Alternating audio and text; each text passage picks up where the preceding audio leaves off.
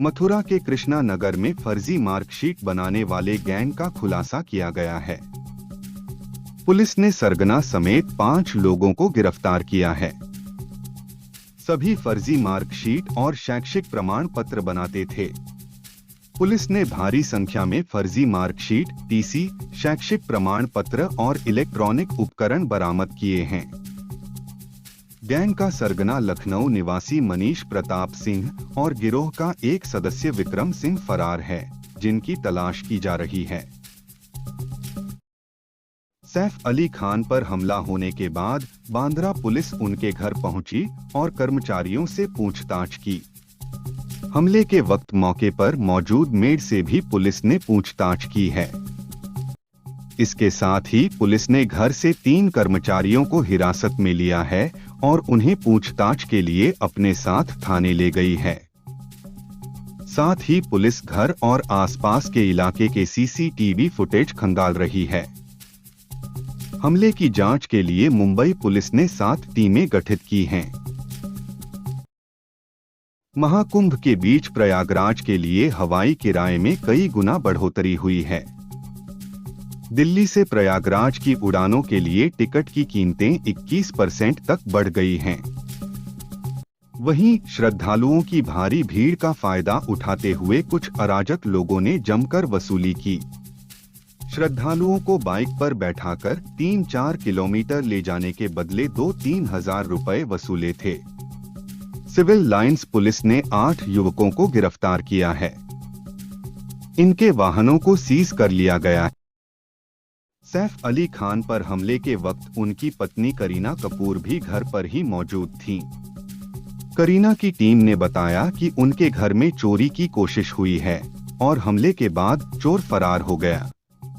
सैफ को रात करीब 3:30 बजे लीलावती अस्पताल में भर्ती कराया गया था, जिसके बाद 4:30 बजे करीना अपनी बहन करिश्मा के साथ अस्पताल पहुंची।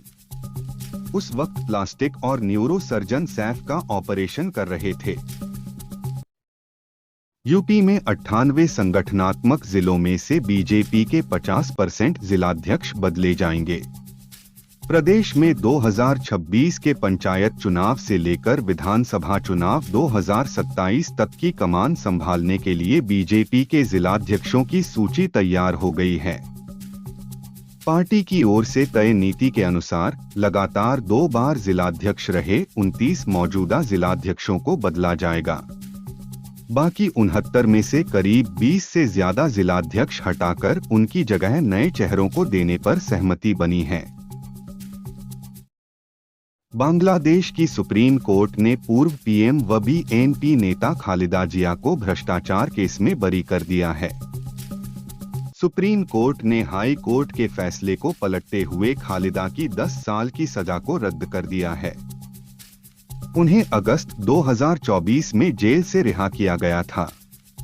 बता दें कि पूर्व पीएम ने हाई कोर्ट के फैसले के खिलाफ अपील की थी। एक रिपोर्ट के मुताबिक इसी मामले में बीएनपी के कार्यवाहक अध्यक्ष तारिक रहमान व अन्य लोगों को भी रिहा कर दिया गया है। भारतीय अंतरिक्ष अनुसंधान केंद्र यानी इसरो ने स्पेसएक्स मिशन के तहत स्पेस में इतिहास रच दिया है। इसरो ने स्पेस में 2 सैटेलाइट्स की सफलतापूर्वक डॉकिंग की है। ये कारनामा करने वाला भारत चौथा देश बन गया है। इससे पहले अमेरिका, चीन और रूस स्पेस में अंतरिक्ष यानों की डॉकिंग कर चुके हैं। झांसी में बड़ागाम थाना क्षेत्र के पारीछा में मोबाइल नहीं दिलाने पर बीए सेकेंड ईयर की छात्रा आस्था ने आत्महत्या कर ली। जानकारी के अनुसार छात्रा के माता-पिता एमपी में सरकारी टीचर हैं और मकर संक्रांति की छुट्टी पर घर आए थे। बेटी मोबाइल खरीदने को बोल रही थी। परिवार वाले उसे कुछ समय बाद मोबाइल दिलाने की बात कह रहे थे, लेकिन आस्था इस बात से नाराज थी और उसने जान दे दी। फिलहाल पुलिस जांच कर रही है। अमेरिकी राष्ट्रपति जो बाइडेन ने विदाई भाषण में कहा, दुनिया में सिर्फ यूएस में ही ऐसा हो सकता है जहां हकलाने वाला बच्चा राष्ट्रपति बन जाए। देश में अमीरों के एक छोटे वर्ग का वर्चस्व बढ़ रहा है, जिससे देश और लोकतंत्र को खतरा पैदा हो रहा है। इससे अमेरिकी नागरिकों के अधिकारों को खतरा है। हमने जो कुछ भी किया है उसका असर दिखने में समय लगेगा। हमने बीज बो दिए हैं जो बढ़ेंगे और आने वाले दशकों तक खिलेंगे। बीजीटी में हार के बाद बीसीसीआई ने टीम इंडिया के लिए सख्त नियम बनाए हैं। इस पर कमेंटेटर हर्षा भोगले ने कहा, टीम इंडिया के लिए बीसीसीआई के सख्त नियमों को पढ़ते हुए विश्वास नहीं हो रहा कि इनमें से कितनी बातें सच हैं, लेकिन मुझे एक नियम चुनने का मौका मिले तो मैं ये तय करूंगा कि टीम के सदस्य पीआर एजेंसियों से दूर रहें। पीआर एजेंसियों के चलते खिलाड़ियों का ध्यान खेल के बजाय इमेज बिल्डिंग पर ज्यादा रहता है। बीजेपी नेता मनोज पासी की थाने में पुलिस द्वारा पिटाई पर अखिलेश यादव ने सरकार पर निशाना साधा। उन्होंने कहा, प्रयागराज के झुंसी में यूपी की प्रभुत्ववादी पुलिस ने क्या केवल इसलिए एक व्यक्ति को बुरी तरह पीटा क्योंकि उसका नाम मनोज पासी है। यूपी में पीड़ित समाज का व्यक्ति हमेशा ही भाजपा की प्रभुत्ववादी सोच का शिकार होगा, चाहे वह सत्ताधारी दल के साथ हो तब भी। पीड़ित की यही पुकार, अब नहीं सहेंगे अत्याचार। पेप्सिको ने हल्दीराम स्नैक्स फूड में हिस्सेदारी खरीदने में दिलचस्पी दिखाई है। पेप्सिको के साथ ही टेमासेक और अल्फा वेव ग्लोबल भी इस रेस में हैं। इन तीनों निवेशकों की हल्दीराम के प्रमोटर्स के साथ चर्चा चल रही है। ये निवेशक हल्दीराम में 10 से 15% हिस्सेदारी खरीदना चाहते हैं। 1937 में शुरू हुई ये कंपनी भारत में स्नैक्स मार्केट में 13% हिस्सेदारी रखती है। इसका वैल्यूएशन 90,000 करोड़ रुपए के करीब है। एप्पल कंपनी के को-फाउंडर स्टीव जॉब्स की पत्नी लॉरेन पॉवेल महाकुंभ से अचानक लौट गई हैं। उन्हें लेने के लिए भूटान एयरलाइंस की फ्लाइट प्रयागराज एयरपोर्ट पर लैंड हुई और लॉरेन को लेकर भूटान चली गई।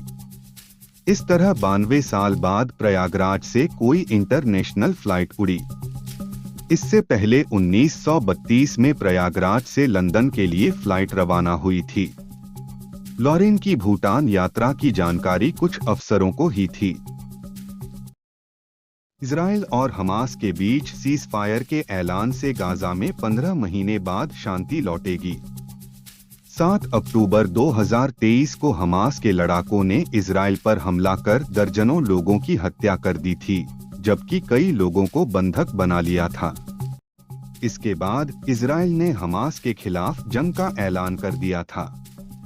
गाजा पर इजराइल का कहर टूटा और हमास के लड़ाकों समेत फिलिस्तीन के 47,000 लोगों को जंग में जान गंवानी पड़ी। महाराजगंज में एक हिंदू महिला बुर्का पहनकर रेस्टोरेंट पहुंच गई।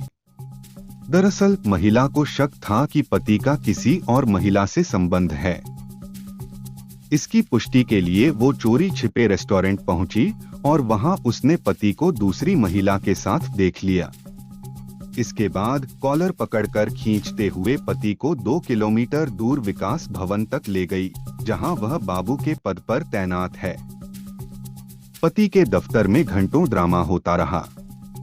वहीं पति की महिला मित्र फरार हो गई।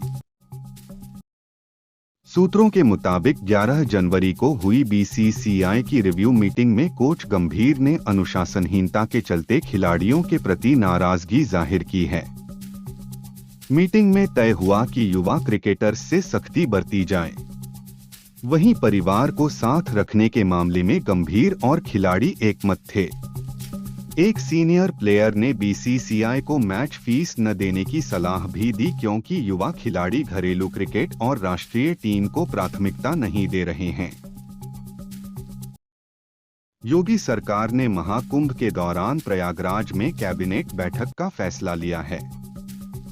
हालांकि बैठक की तारीख अभी तक तय नहीं हो पाई है। इस बैठक में प्रयागराज और आसपास सहित प्रदेश के अन्य हिस्सों से जुड़े विकास की योजनाओं को लेकर बड़े फैसले लिए जा सकते हैं। बता दें कि मौनी अमावस्या 21 जनवरी को पड़ रही है। ऐसे में बैठक 20 या 21 तारीख को हो सकती है। इसरो ने स्पेस डॉकिंग एक्सपेरिमेंट स्पेडेक्स के तहत उपग्रहों की डॉकिंग सफलतापूर्वक कर ली है। इस सफलता पर सीएम योगी ने बधाई दी है। सीएम ने एक्स पर लिखा, ऐतिहासिक उपलब्धि के लिए इसरो की टीम को बधाई। भारत अंतरिक्ष डॉकिंग में सफलता प्राप्त करने वाला चौथा देश बन गया है, जो हमारी अंतरिक्ष क्षमताओं में एक बड़ी छलांग है। यह भारत के लिए गर्व का क्षण है। जय हिंद। सैफ अली खान पर हुए जानलेवा हमले से बॉलीवुड सेलिब्रिटीज शॉक्ड हैं। पूजा भट्ट ने सोशल मीडिया पर सवाल पूछा है, कानून और व्यवस्था, कानून है पर व्यवस्था कहाँ है? मुंबई पुलिस क्या इस अराजकता पर लगाम लगा सकती है? मुंबई और बांद्रा ने इससे पहले कभी इतना असुरक्षित महसूस नहीं किया। वहीं जूनियर एनटीआर ने कहा, सैफ सर पर अटैक की खबर से शॉक्ड और दुखी हूं। उम्मीद करता हूं वह जल्द ठीक हों। जानलेवा हमले के बाद सैफ अली खान और करीना की टीम ने पहला स्टेटमेंट जारी किया है। टीम ने कहा, घर में बीती रात चोरी की कोशिश हुई। सैफ के हाथ में चोट लगी है, जिसके बाद उन्हें अस्पताल में भर्ती कराया गया है। परिवार के बाकी सभी सदस्य ठीक हैं।